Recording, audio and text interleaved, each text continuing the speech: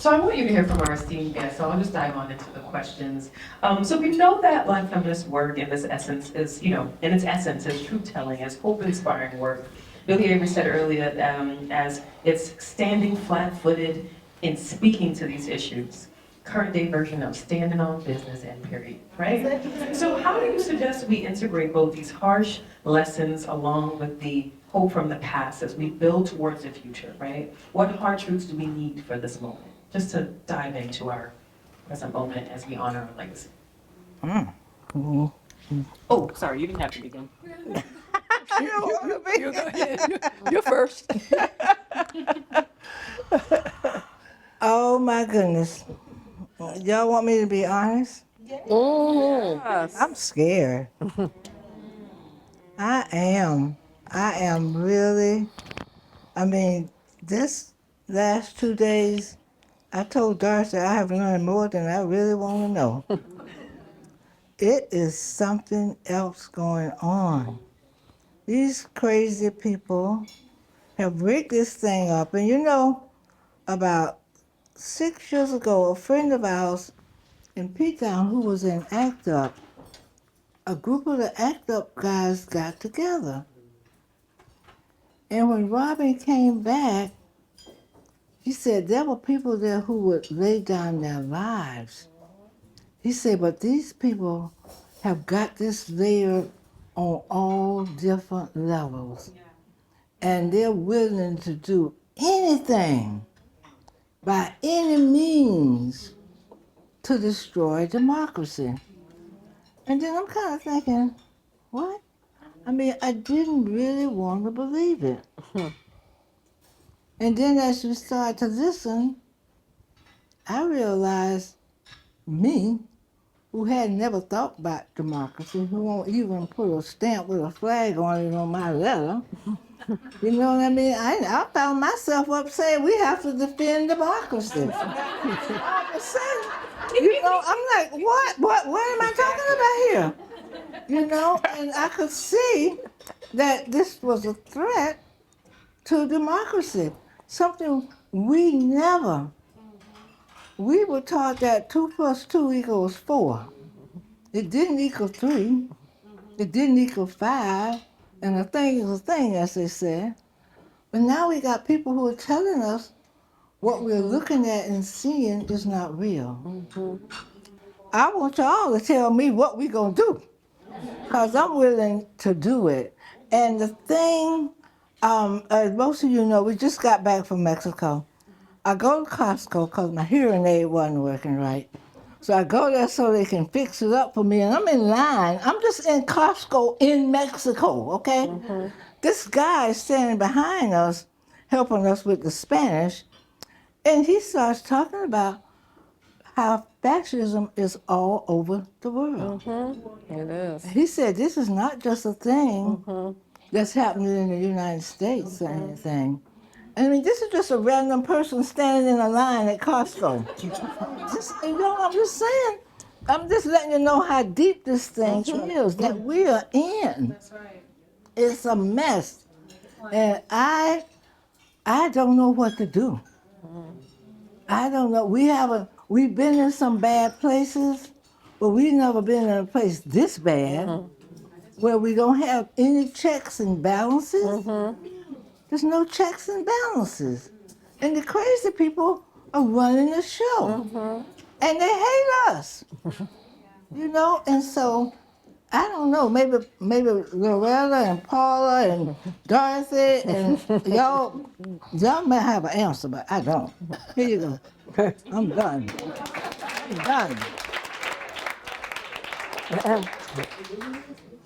I share a lot of thoughts with you, Byllye. I was just saying at the table, Lee Bollinger, who was the former president of Columbia University, before University of Michigan, came out and had said, we are in an authoritarian takeover. And our problem is we don't have the imagination to understand. He said, this can't be America. This can't happen.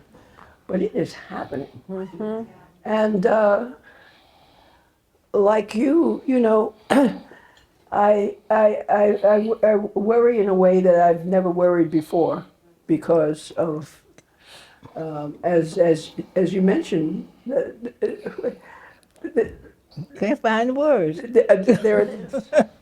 But I do, as we all do, in these times, you know, think about the people who've also been through these issues. I'm a biographer of Ida B. Wells, you know, who understood who's one of the few in her time who really understood what the country was about, and that the social contracts had changed, and that respectability was not an agent of change, and that we had to mobilize. And so, you know, I don't know what the end is, but I know what the middle is, which is that, right? And I think of, while I was a journalist with Encore magazine, I interviewed Winnie Mandela when she had just come in Soweto. She had just come back to Soweto. She had been in the Orange Free State under banning orders. And she had been, of course, tortured there. She had been in isolation there. They had taken her family away. And this was the first day she came back, was allowed to come back home in Soweto. And, you know, I was talking to her and I saw the suitcase by the door. And I said, Miss Mandela, you know, what is that? And she said, well, you know, when they come for you, they come like 3 or 4 in the morning. I have change of underwear and that, I have a toothbrush. She's ready, she was ready. And what all this taught me was that what real freedom is being free from fear. Absolutely. And that's who she was. Yes. The state had done everything they could think of. Everything. And she's, you know, one of the few, one of the stories we don't hear a lot about South Africa is the people under so much duress who gave other people up. She never gave anybody. Never gave anybody up. And, well, I interviewed her. I was very moved. I left. The next day, she got out and made a speech against the government. Go, Eddie. Yeah. And the whole process started all over again. Yeah. Banning. Yeah. But she was free. Yeah. And so that's what bravery gives us. It's not just being noble, which is important, and helpful, which is important. But that's what it is to be free. Yeah. Yeah. I'll try to be Oh, brave. yeah.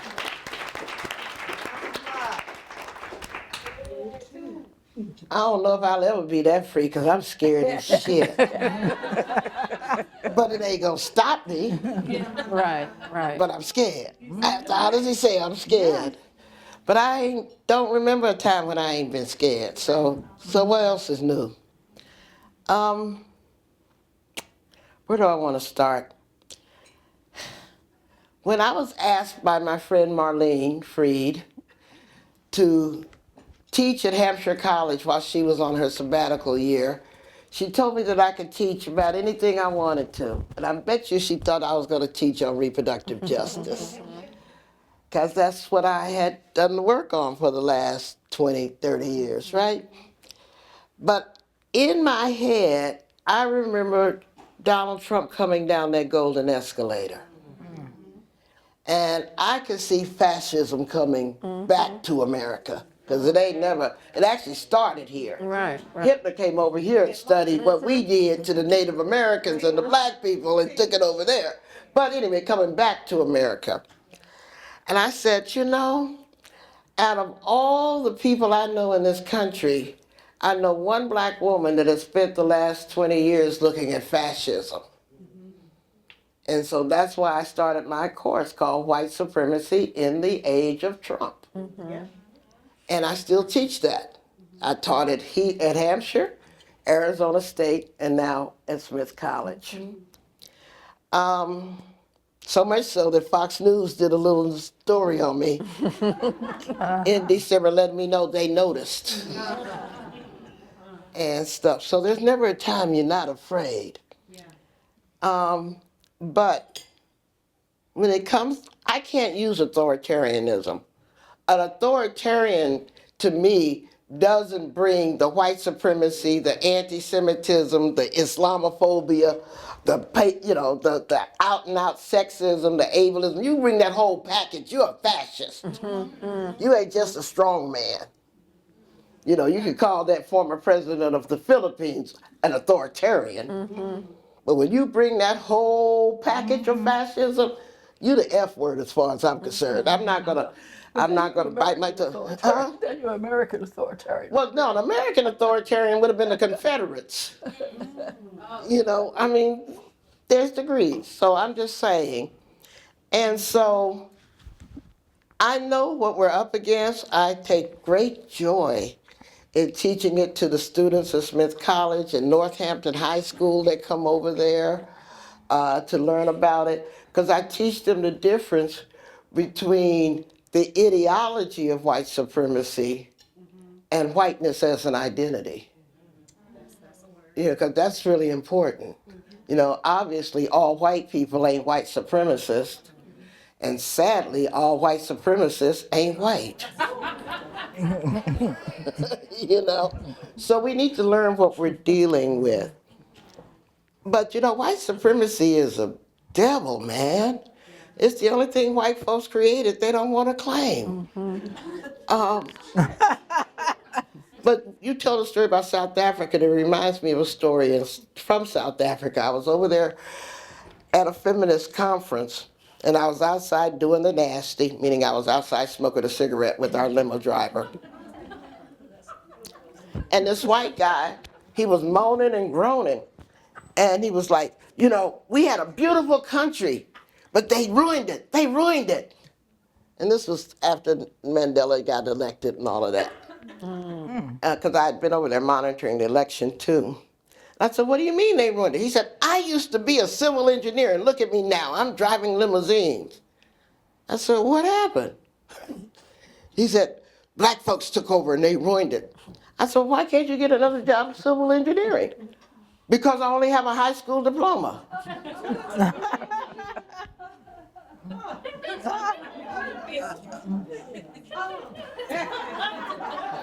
Make this make sense, right? I said, but why don't you go back to college? Since you've been doing it for 20 years, you say you should be able to go back to college and get a degree in civil engineering and get your job back. I shouldn't have to. Right, because I'm white. I know that's right. Privilege. And I said, you know, excuse me, sir, but there's only one place in the world where you could have gotten a job civil engineering with only a high school diploma, and that was called South Africa under apartheid, and that ain't coming back. No. So what is your plan now? That's the situation we've got here in America.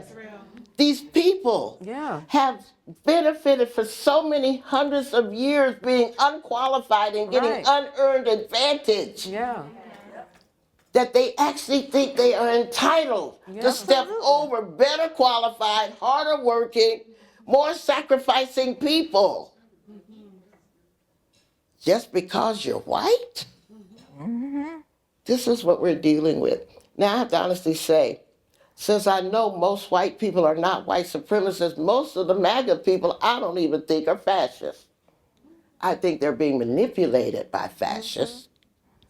There are people pretending to take their pain seriously who about to screw them over without a kiss. Right. That's what I think is going to happen, you know?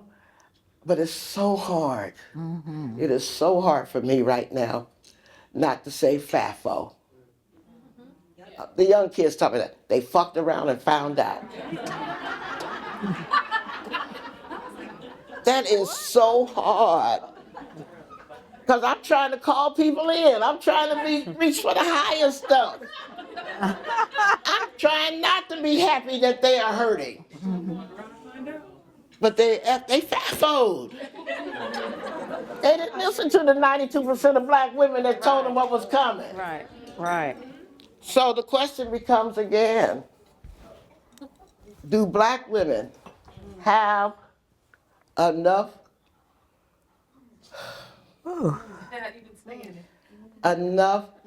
compassion, any remnants of empathy and sympathy Oh, God. to once again save these motherfuckers from themselves? Such a burden. That's a real question. But I believe, like Dazon said, all humanity starts in Africa, and it may be African women that saves the planet. And in a way, if you think of all humanity starting in Africa, damn it, every one of these motherfuckers is our cousins. And when you see them as cousins, you just say, oh my God, that's family for you.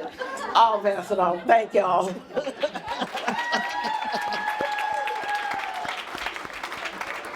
Oh, I had one No, other go on. I forgot one other thing that's very important to say. This program was also supported by the John and Catherine MacArthur Foundation. I do need to say that somewhere on the tape because they did give us support for the conference. Thank y'all.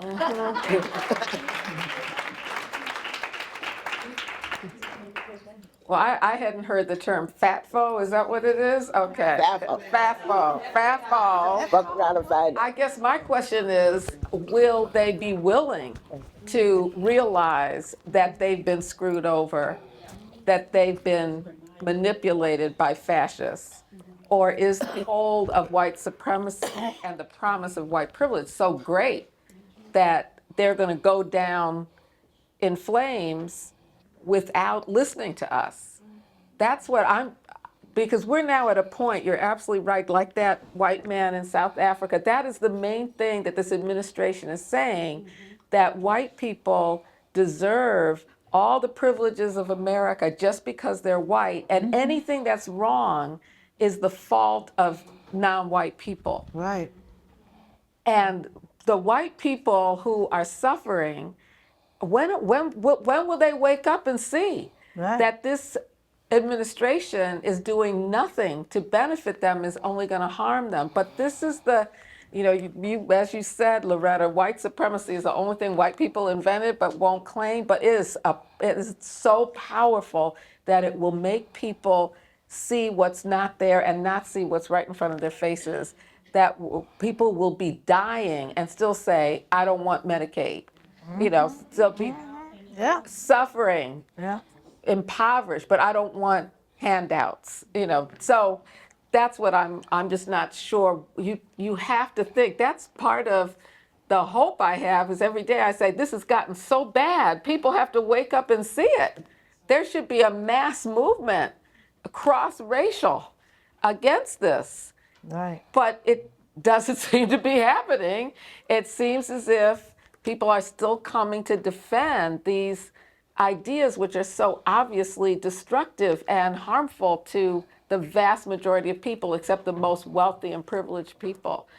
So when Byllye said that she's afraid because democracy is being destroyed, I was thinking that for so long we've been trying to, or many people have been seeing liberation as getting access to democracy or getting access to to technology or getting access to whatever is seen as what is going to make our lives full and equal. And many of us have been saying, we don't want access to that. We don't want access to systems that are destructive, that are fundamentally destructive and oppressive. We want to imagine something different. And I think one of the hopes I have still, even though I'm scared too, I can say I have never seen anything like this.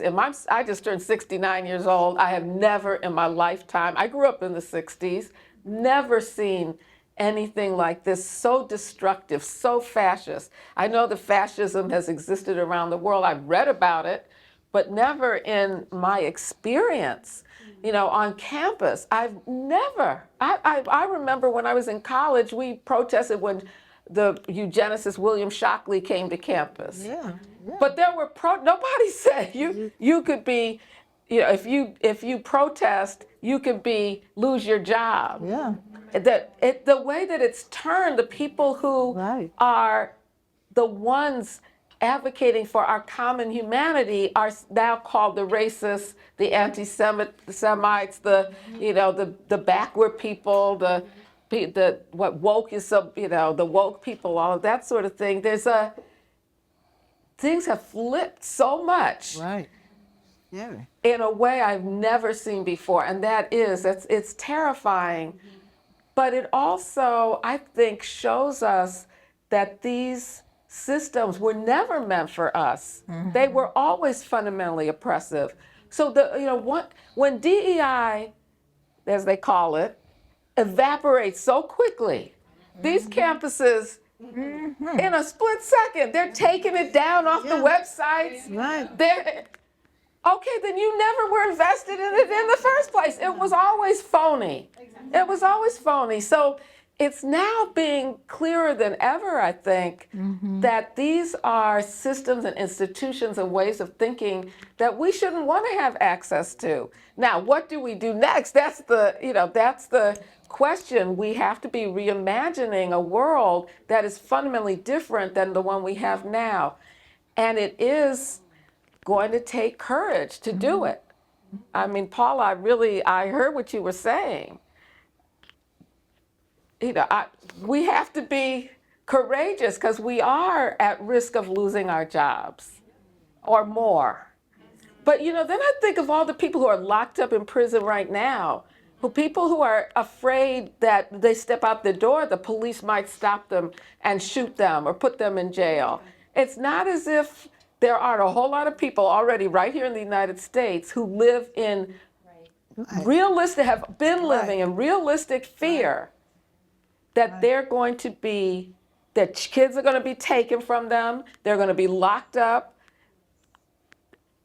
they're going to spend time in prison in solitary without even a trial. I mean, that's already been going on. I think it's now just that many of the rest of us who haven't had that experience are now seeing that it could happen to us as well. And I think it does take a question of do you have the courage? I'm not going to say, I don't want to say I have it, who has it? I'm just saying I know that you're going to have to face that question of what you're willing to do. I can say that I once in my life had to face a question like that. Once in my life, when my then husband was charged with RICO violations. He was a political activist in New York City. Some of you may have heard the New York 8, I don't know. But anyway, you probably have. He was one of the New York 8. And Rudolph Giuliani charged him with he and others with RICO offenses. He was locked up as a so-called terrorist. That was the headline in the New York Post, was terrorist arrest. And Giuliani subpoenaed me to testify before the grand jury against him and his comrades, and I refused to do it. And Giuliani said, we're going to lock you up if you don't testify. And I had to decide, am I going to do, now I was blessed that at the time, this is a strange story, at the time, I was working at a major law firm in New York, and I had a major criminal, I could never have afforded him, but he volunteered to represent me, and he convinced them to drop the subpoena. I didn't have to talk. I didn't talk to the FBI. I don't talk to the FBI. I didn't talk to them. I didn't testify. But there were other people in New York at the time. We were called grand jury resistors, and some of them were incarcerated. But it was the one moment in my life where I really had to decide, am I willing to go to prison to stand up for my principles. And I'm not trying to say I'm a brave person at all. I'm just saying that sometimes you have to make that decision. Yeah. And I think Absolutely. that, and I'm not saying how I would make the decision now if they came after me. I'm not predicting anything. I'm just saying that I think this is a time when many of us are going to be faced, or maybe some of us have already been faced with having to make decisions like that. Right. And, knowing about Ida B. Wells and other of our four sisters who stood up, Winnie Mandela, the examples you gave, so inspiring.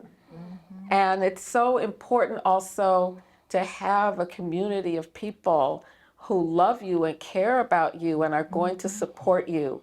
That's essential. That's why gatherings like these are so essential. You cannot do any of this on your own, as we all know. No. We have to stay in community with each other. Supporting each other is going to be more important than ever. And I don't think we have the answers of exactly what to do, but in times like this, I always say we have to just come together and figure it out together with people who have the same values you have, the same visions you have, and are as committed as you are to figure it out together. We need a big And coalition. we just have to do it. Right. We have to do it Right. because it's too disastrous Not to. not to. Yeah, yeah. I agree.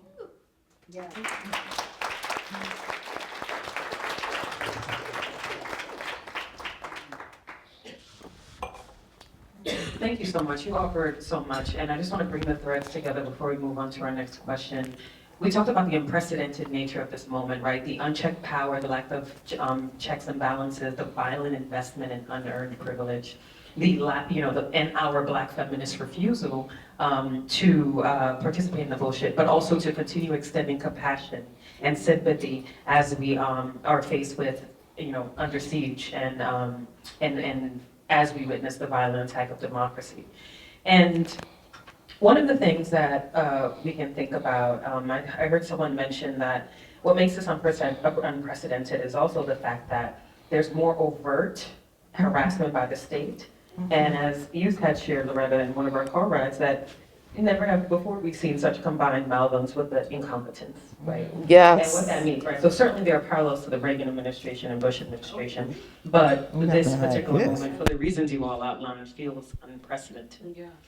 So moving on to the next question and bringing some of these threads in, we wanted to gather here because we wanted to explore reproductive technologies in the future, reproductive justice futurism, considering what's happening and the eugenic practices and policies taking place. So the next question is, how does Black feminism address this threatening convergence of race, politics, and science, especially as scientists search for racial difference at the molecular level, and as more Americans believe that race makes more difference at the social level? And we can think about this across many arenas. Dr. Roberts gave a wonderful talk opening day 2 this morning, talking about the ongoing dehumanizing consequences we're seeing with this investment in innate racial differences and the biological validity of race. And we see this unfolding, historically, right, with one of the most egregious ones during the slavery era, where physicians used drapetomania to describe the mental disorders that caused enslaved people to run away. Yeah. We can see this in COVID in terms of claims about Black immunity to the coronavirus. We can also see this in medical algorithms. So just a few examples. But how does Black feminism address this threatening convergence of race, politics, and science, particularly in this context of people believing it? Well, I'm a firm believer that reproductive justice provides a framework for all of the organizing that needs to be done. It's a huge tent. It's a big tent. And everything actually can fit under it. And there's a place for looking at all of this. And as one of the things Black women really brought to the women's movement was looking at all of who we are. And we know that when a black woman enters a room, her politics enter with her. And if you take that politics of our lives and look at all segments of it, you have what we need, which I think is a very large coalition of all of the organizations, interests, climate change, you name it, every single thing that there is can fit under the rubric of reproductive justice. Now we have to give it another name because everybody's not going to. The name is unimportant. I mean, it's not unimportant, but I'm saying it's the framework that could really bring diverse people together across everything. It covers everything. It was absolutely a brilliant analysis that the 9 women whose neurons all fired in the right direction and got that. And you think about one of the things that Loretta says when they were building Sister Song, that was people who were for abortion, people who were not for abortion, a mixed bag. And I thought the way they handled it, we're all going in the same direction. We don't all have to agree on everything. We don't have to have it all perfect. We don't have to have it all thought out. But what we do have to do is join hands together and agree that this is the direction that we're moving in.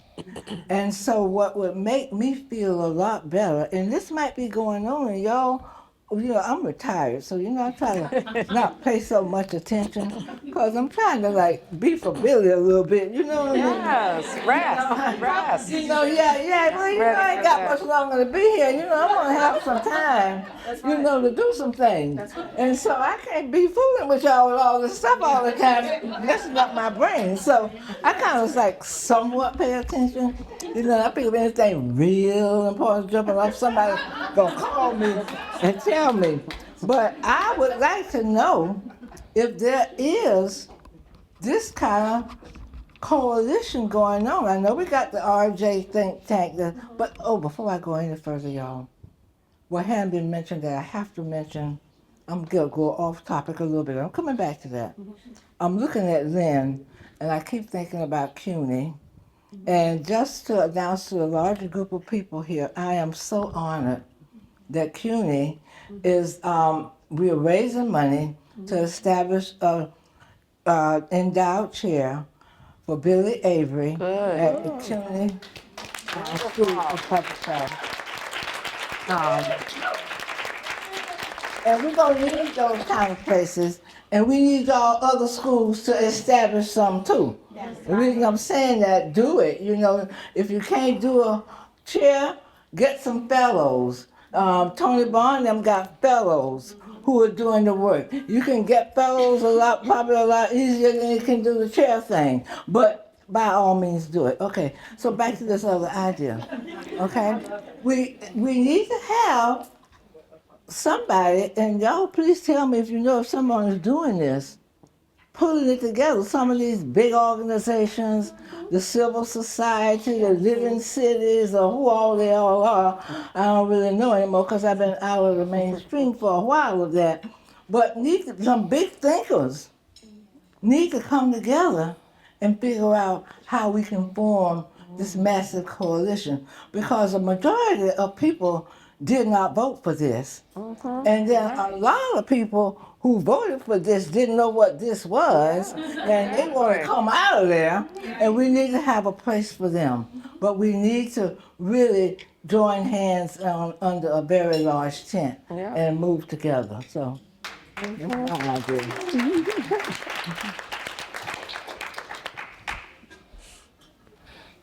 I think it's also important, Byllye, to understand how to have those coalitions and how to make them effective. We can bring people together, but we have a very hard time negotiating within our own groups. Yeah, how to get there, right. So Yeah. it would be really, but people are doing it, and people are teaching people, or are teaching people how to do it. But that's really, really important because we need that. We need. I agree more than ever. But I was sitting thinking as you were asking the question, you were talking of just, how lucky we are to be feminists as a spirit. That because feminism really does. I don't know if I've ever appreciated it quite as much as I have right now. Yeah. Because it really does tell you why the world is working the way it is. And it tells you what you have to do about it. And it tells you what so many of you have been convening about this weekend, of the importance of understanding the integrity and sovereignty over your own body is the beginning. That's the beginning. And if we don't have that, we don't have anything. Right. And so that's really, I think that's the bright part of this, is that at least we're not just sort of staring in the sun, not understanding what's going on. We know exactly what's going on. And it's people like those that are sitting right here who have been so important in that particular struggle. I remember, Byllye, when I first met you, I don't remember when I first met you. It was maybe in the 80s or 70s or 80s. And I remember something you said that long ago. I don't remember, I'm not remembering a lot of things. But that long ago, I remember you said, because you had been talking to women, you had created your organization, and I said, what are the women saying to you? And you said, they don't know what's going on below their waists. Yeah. They don't understand it. Right. And I always remembered your saying that. And so you and Loretta and Dorothy especially have been liberating us and teaching us within that framework of feminism that you are talking about. And that is really, this is what really gives us the hope. Thank you. Well, Paula, I have known a lot of women of your stature. And the sad part for me is that we didn't appreciate them and give their flowers while they were here. And so when Jallicia and I embarked upon this conference, we said, we got somebody in our midst Yes. that we want to make sure that she knows how much we love her. And so I just want to say that because the reason that it's even coming up for me now is that the women you wrote about in When and Where I Enter, they had to fight the eugenics of the 1920s the way we're having to fight the eugenics of the 2020s. Exactly. Yeah. And at the same time fight for personal self-determination and bodily autonomy, just like we do. Yeah. I guess it's right, when they say, at times like these, it's always been times like these, from a black woman's point of view Yes. and stuff. But what most concerns me is how easily people who I think of as being normally smart and brilliant can be manipulated into believing some of the worst things about their fellow human beings. And because it all makes sense to them, whether you accuse the world of being overpopulated, so you're wondering if you're gonna have enough food, so let me, authorize the wiping out of these people or whatever. Or whether you think that too many young people are being born in this country, so let's wipe them out. Right. And not enough young people being born in this country, so let's restrict birth control and abortion and sex education so we can make white women have more babies, because they do not want more brown and black ones. No. I mean, it just keeps going on and on, but it's the same old bullshit sandwich, but they just want us to take bigger bites. And so when I look at reproductive and genomic and genetic technologies, I'm looking at the acceleration of all the things that we feared.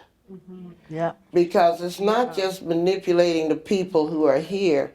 These people want to change the entire arc of humanity. Yes. Yes. And they can't even figure out how to successfully stay in a relationship with their women. I mean, I'm thinking about these two men, Trump and Musk. 7 marriages and 17 children. And you're supposed to model what the future of humanity is supposed to look like? It's sickening. Sickening.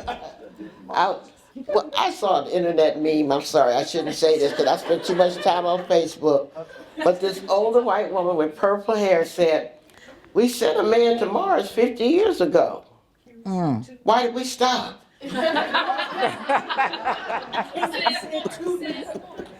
I'm sorry. Oh my God. But anyway, what I'm saying is, I am worried, but I'm only worried to a certain point. Of course, I'm worried about physical danger, whether or not, they're going to use the Department of Justice or the IRS to come after us. Assassinations, we've been through all of that. We know all of that is all risky hell. Yeah. Yolanda Ward got killed at 22 just for fighting gentrification. I know this. Yeah. But even with all of that, I still believe that they've got the losing hand. Yeah. Because the only thing they got going for them is lies and All violence. right. But what do we have going for us? We got the truth. We got the evidence, the history, like Paula produces. And most of all, we got time. And I don't care how angry and powerful and rich those bastards are, they ain't got no time machine. They can't make us go back to the 19th century and not notice. And so, with that winning hand, truth, time, evidence, and history, our biggest risk is that we'll blow it by turning on each other Yes. instead of to each other. Yeah. That's my worry, and that's why I spent the last 10 years talking about how we got to build this calling in culture. Because not only do we have to consolidate the people who believe in human rights, which is the build part, but the block part, like Maurice Mitchell talks about, is that we've got to peel off the soft underbelly of their forces who don't like this crap that's going on too. Right. Yeah. Right. But Right. they are busily alienating their sure own are. people. Right. When they sit up and giving all these tax breaks to rich people at the expense of Social Security, Medicare, and Medicaid, And firing people. they're organizing for us if we don't have if we can let go of our arrogance and not say we told you so to them Right. instead of pulling them in. Right. That's the block part, Right. where you weaken your opponents. Yeah. And so I think we have a winning hand, but it's gonna be scary getting there Yeah. and stuff. But I also believe in the inevitability of our victory. Because if these boys could have won the Civil War the first time, they would have. And they tried to refight it all over I again. know. They never accepted that they lost. And the problem, and the other problem, let me shut up because I'm talking my book too much, but the worst thing you can do to your enemy is seize what they've built. And you know who we got that they can't stand? we got their kids. They have to shut down voting precincts near white universities because their white kids won't vote the way they want them to vote. Yeah. So we got them with our music. We got them with our pool. And we got them at the ballot box. And like they say, what do they say? When you go black, you don't go back. And so it's gonna be hard. Yeah. But I really think we gonna win. Well, I hope so. You know, I'm just sorry that so many of us gotta suffer Yeah. to make it possible. Yeah. But there's no way these people can outthink all the smart people in colleges and universities in America. If they was that damn smart, they wouldn't be doing the stupid shit that they're doing. That's true. That is true. That is so true. Of course, they're afraid of what their children are learning from us Yeah, that's in elementary school. That's why they're going after closing down, right? Critical. They don't even know what it means, but critical race theory, Right. Or just Africana the new studies, N-word, the new N-word. yeah, Africana studies. That's what they're trying to change the curriculum because they're afraid Right. that the next generation is not going to accept. Right. And then there's, I agree. It's when are people going to just be fed up with this? All these people losing their jobs, I know. losing their mortgages, losing their health care, prices going up.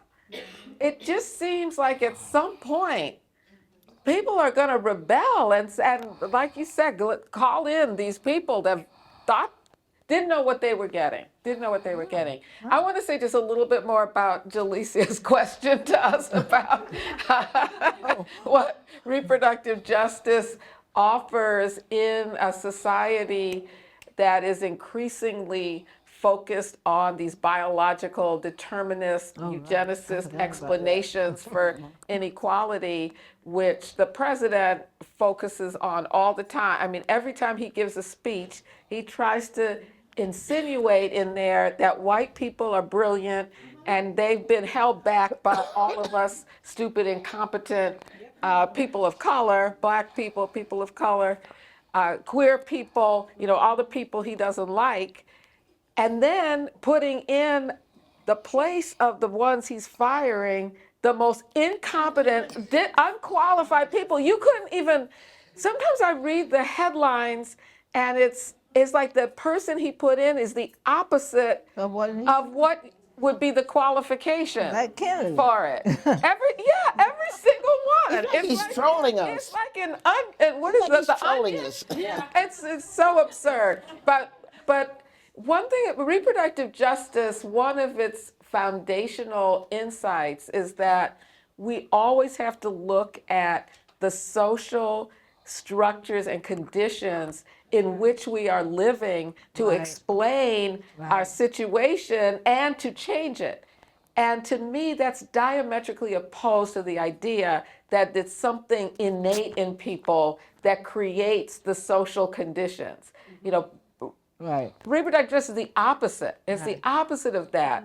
It's that our sovereignty over our bodies, principle one, and principle two, in order for us to actually exercise that, we have to have the social conditions, that's the policies, the institutions, the systems, the ideologies that enable us to be able to exercise that sovereignty and control. And again, that's just a major contestation of the idea that the situations we're in are because of something we inherited in our bodies.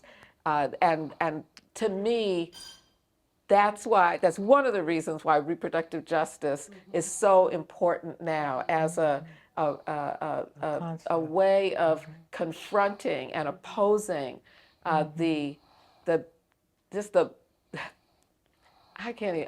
is the abominable, the inhumane, the atrocious kind of ideology that's being promoted to support these unjust policies today. Thank you.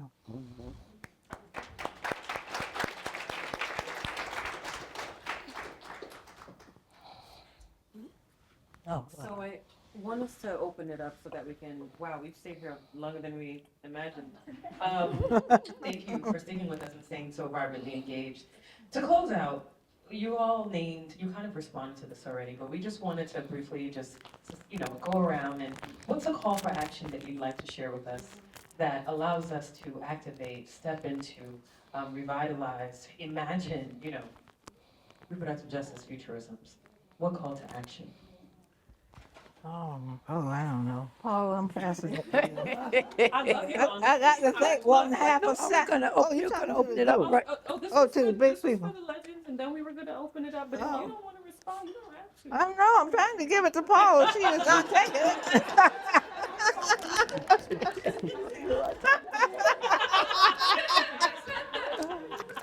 I'm a Leo. I love telling people what to do.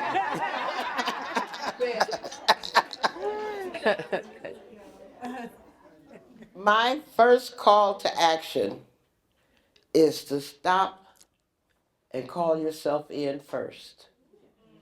Because you cannot organize anybody without humility, without compassion, without understanding, right?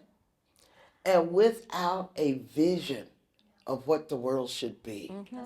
But you have to model that vision every day of your life. That's right. Not just put it on when it's convenient for you, when you want to manipulate somebody else. You know? And so to me, what to do is real easy. Because it all starts here. I mean, didn't Michael Jackson make a song like I want to start with the man in the mirror? I mean, something like that, you know? Man in Man in the mirror. I mean, that's where it starts. We don't have to work that hard to figure out our first steps. Our problem is our reluctance to take that first step. Because the change we have to create is within ourselves. Because we can't have the right politics and go about it the wrong way.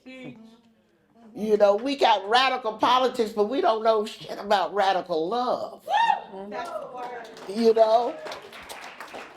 And I love the way these students start quoting Belle at me and Audrey and all the women we knew, right? And I said, well, I know you can quote them, but did you believe them? Because if you believed them, you wouldn't be acting like this when somebody don't agree with you. If you believe them, you'd understand that the people we're fighting for are more important than your ego around being right. You know, if you believe them. So it's real simple to me. It's like, and I'm working on calling myself in 1,000,000 times a day. This is not easy, y'all. It ain't automatic. But I want to model the world we deserve, you know? And that means calling myself in, checking myself in, biting my tongue 1,000 times a day when these stupid people get on my fucking nerves. And like I said, it's serious to me. How am I going to deal with them former Trump people that are in my neighborhood, in my church, in my school, wherever I've got to encounter them?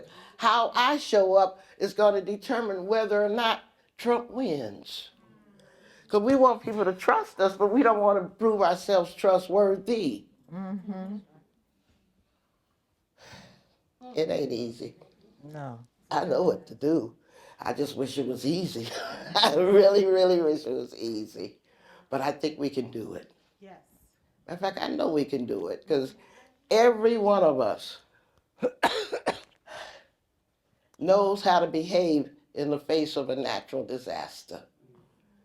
You know, it's effortless for us to just say, do you need something? Do you need some help? We don't ask what race you are, what religion you are, what your citizen. We don't care. We ask, do you need some help and can I help? So if that's already in us, why can't we do that with man-made disasters too? It's there. We just turn that compassion off when we want to blame somebody for it. So I'm just saying. That's what I think we need to do. And you know, they say in the civil rights movement, when the world's a mess, just start cleaning where you are. I know that's right. You want to speak to that? Well, that sounded like a good answer. Sounds like the right answer to me.